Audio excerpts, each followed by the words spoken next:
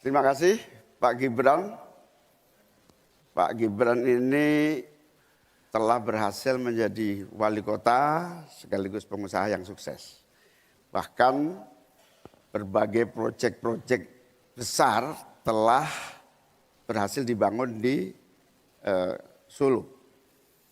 Ini menjadi prestasi, tetapi kita ingin prestasi ini ditularkan kepada yang lain.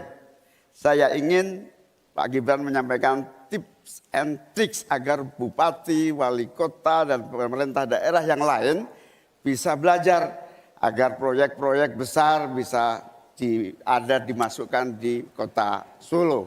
Bagaimana caranya ini? Tenang. Cukup? Cukup. Baik. Cukup. Silahkan waktu Anda.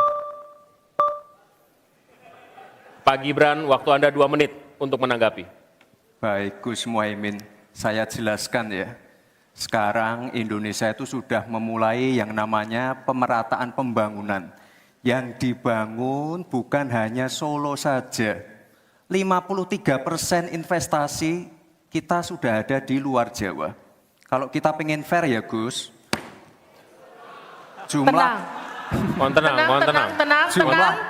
jumlah proyek,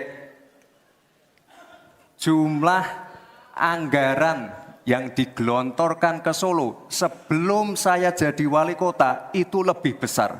Saya tahulah ini arah pertanyaannya kemana. Tapi yang jelas ini Gus, apa yang sudah dibangun, yang kita lihat bukan bangunan fisiknya saja.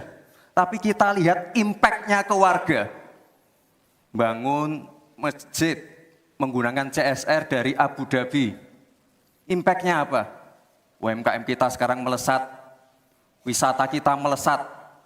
Kemarin waktu Idul Fitri, kunjungan wisatawan ke Solo melebihi Jogja. Itu impact-nya. Lalu kita lihat, kita punya kebun binatang Solo Safari, tidak pakai APBN. Masjid tidak pakai APBN.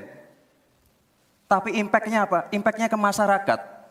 Jadi yang kita lihat ini Gus, tidak perlu tendensius seperti itu. Kita lihat impact-nya ke warga seperti apa. UMKM meningkat, kesejahteraan meningkat, lapangan pekerjaan terbuka. Itu yang kita lihat Gus. Jadi tidak melihat, oh ini dia anak emas kan. Enggak. Pemerataan pembangunan itu sudah terjadi di mana-mana, bukan hanya di Solo. Dan itu fakta loh Gus, proyek di Solo sebelum saya menjabat itu lebih banyak. Fakta itu. Terima kasih. Harap tenang, kita akan lanjutkan. Masih lanjut ini. Silakan Pak Muhaimin untuk menanggapi, waktunya 1 menit. Ya, yang saya tanyakan belum dijawab. Saya itu tanya tips and triknya agar investasi ataupun proyek-proyek besar bisa di sana. Sebab saya lihat itu ada 32 proyek pemerintahan pusat, ada juga berbagai program-program yang luar biasa, patut kita banggakan. Dibandingkan dengan misalnya Kota Madiun yang hanya 11%, Cirebon hanya 7%, Tasikmalaya. Kita ingin triknya apa? Sehingga akses pendanaan pembangunan itu bisa bersifat adil dan merata. Bukan hanya di satu kota, tapi berada di seluruh. Kita lanjutkan. Ini yang menjadi catatan saya adalah keadilan dalam melaksanakan APBN. Kalau kita jadi pemerintah pusat nanti, tugas kita adalah membagi secara adil seluruh proyek-proyek nasional kita. Cukup. Silakan Pak Gibran untuk menanggapi. Waktunya 1 menit, silakan. Mohon tenang. Baik Gus, saya jawab lagi. Sebelum ada proyek dari pusat masuk, kita ya, para wali kota ya harus menyiapkan yang namanya readiness kriteria. Kalau nggak ada itu, nggak mungkin proyek itu masuk. 2, kita sebagai wali kota harus menyiapkan hal-hal non-teknis. Relokasi, nego dengan warga-warga, bantaran sungai, bantaran rel kereta api. Itu Gus, 1. Lalu kita juga harus berkolaborasi, tidak semuanya pakai APBN.